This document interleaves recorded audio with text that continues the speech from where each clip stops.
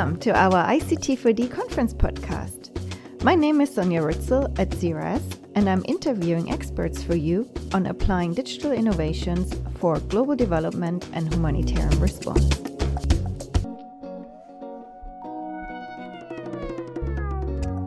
Today, we're starting a new interview series on digital tech and the food crisis. After years of decreasing hunger, global food insecurity is rising again. Environmental degradation and climate change, as well as social inequalities and conflicts, are increasing and threatening the livelihoods of millions. With this podcast, we're exploring how organizations are using ICT and data to address these food security challenges. Kicking us off is Thembani Malapeya from the Food and Agricultural Organization at the United Nations. Welcome, Thembani. Thank you for allowing me. Before I ask you about the current food crisis and the role digital technology could play, could you please tell us more about your role at the FAO's e-agribusiness? Give me this opportunity. My name is Thembani Malapeya. I'm a Knowledge and Information Management Officer, and my work really is into ICTs, into digital agriculture. So one of my core areas of work is to support the e-agriculture community of practice that was built over a decade ago. And the e-agriculture facilitates dialogue, information exchange, sharing of ideas related to the use of ICTs, or what we refer to now as digital technologies, for sustainable agriculture and rural development. But that's one part of my work. The other part is to coordinate a group or a team on digital agriculture in the Office of Innovation, where we focus on policy support for FAO countries in developing national digital agriculture strategies. We also support country programs and projects in implementing ICTs in agriculture. For example, e-market information system or a value chain support. Also, my team works closely in upstreaming and what we call emerging technologies such as blockchain, artificial intelligence, and also seeing how we can use digital technologies to support agri-food systems. Thank you, Thembani. I've added a link in the podcast description for anybody looking to find out more. So my first question for you is, what are the biggest food security challenges the world is facing right now? And also, what are the correct terms? Are we talking about a food crisis or food insecurity? Well, it's a very difficult way. I mean, being in the UN, you always have challenges in defining things. And when you define things, you make them a little bit very challenging. Well, but what we talk of is, before COVID, we were talking about the food insecurity. We were talking about generic challenges that are there in food systems. But now, because of the war and other climate-related situations, they have put a pressure on the way we produce food, the way we farm, the way the food moves from the farms to the table, as it were.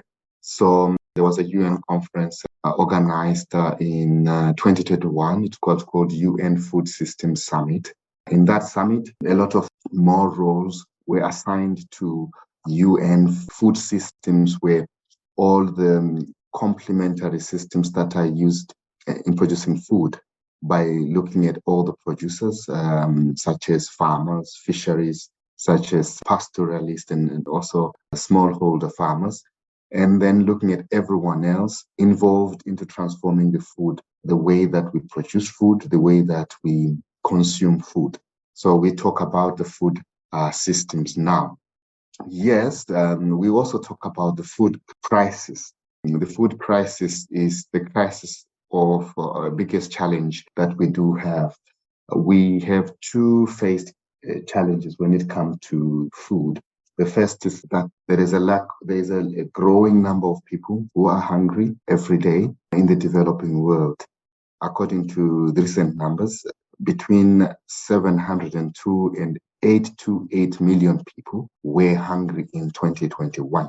And the number has grown by 150 million since the outbreak of the COVID-19. Generally, the factors that are really affecting the way we produce food, which we call the agri-food systems, you have mentioned them. Their climate, the protracted crises that are there. There is insecurity that has been caused by the conflict in Ukraine, between Ukraine and Russia. There are also other wars anyway outside these two, which are affecting this. There is also climate. So there are a number of factors, the rising cost of food and the rising cost of fertilizer. So all these are factors that are affecting what we call today the food crisis. Thank you so much for clarifying this. So it sounds it's a more holistic approach, but also a lot of increased challenges.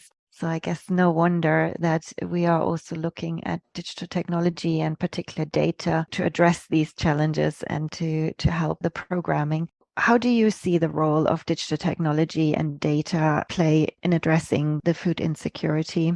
Quite a very good question. I mean, before COVID pandemic, when we talked of digital technologies or ICTs, it was sort of a very elective discussion. But when the world went into COVID, the question of using digital became the norm, right? We could not restrict movements and we had to work from home. So in a way, the COVID accelerated the uptake of technologies and digital technologies. But also COVID and also the accelerated development of digital technologies themselves were seen as a way that can help the transformation of the agri-food systems. So for us to track the food that is produced on the farm to the middleman and then to the consumer, we needed technologies. We needed technologies that can track this. So basically, the survival of the agri-food systems during COVID and post-COVID survived partly because of larger contribution with digital technologies. So the transformation of the way how we produce food and way how we deliver food will really be greatly impacted by digital technologies. Let me talk about digital technologies and technologies in general in the food productions. I mean, we are producing a lot of equipment that we use now on the farm, such as tractors, such as soil moisture sensors, such as crop calendars that are used to support the farmers to control on-farm weather stations, fertilizers and inputs, systems that allow us to do that. The farming of today has been mainly automated, but the farming of tomorrow will be very much digital because we will use a lot of these technologies to track the way that the farming practices are done. So this is just in the example I gave in the food production, but also think about the fisheries, think about the forestries, think about the number of animal production. Technologies are making it relatively easy to be able to be productive on the farm. But this is the same across the food chain or food value chain systems, because when you look at the transportation, storage, when you look at marketing and selling, we have accustomed to the situations of using apps to order our food, or using app to track a certain processes. So the technologies have been there. I mean, the only challenge that we have to be very sure about is these new technologies do not allow us to leave some people behind because of them not being able to have access to technology, not being able to be connected, not being able to have those services. It is what the discussion is at the UN level now, how we can use technology sustainably in able to do so. You mentioned the second part, which is the part of data. Definitely, all these technologies that we talked about cannot survive without the access to primary farm data, secondary data that is processed, and platform data that is available aggregately. That can be used by various technologies that are there, such as apps, such as blockchain, such as machine learning, to be able to process these value-added services that are there. So on one side, we do have the technology, and on the other side, we need data. We need open data, or we need data that is available, reliable, and the best data that we can get is the data that is produced automatically as the farming processes go on, properly aggregated, properly, structured data, and made available widely. These are the two pillars for how digital technologies can be very useful in the agri-food system transformation. Thank you very much for this overview and sharing the general trend, of course, we're seeing with increased digitization and increased use of data overall.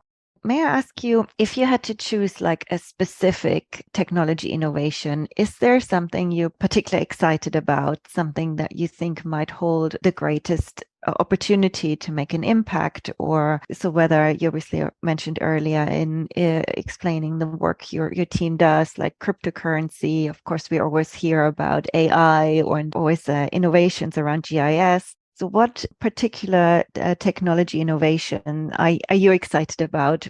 It's a very tricky question, but also a very excitingly challenging one. So the challenging one is the fact that there are a number of technologies that come up.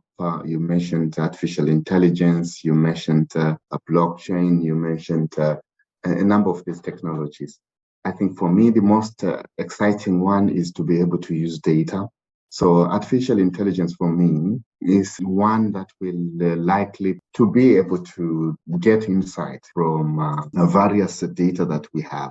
Of course, I am saying this from a UN perspective. I'm saying this with a pinch of salt because, again, artificial intelligence in the wrong hands will actually widen the gap between those who have and those who don't have. Having said that caveat, I think that still artificial intelligence and machine learning can provide solutions that allow the food systems to consume and use data for a number of areas.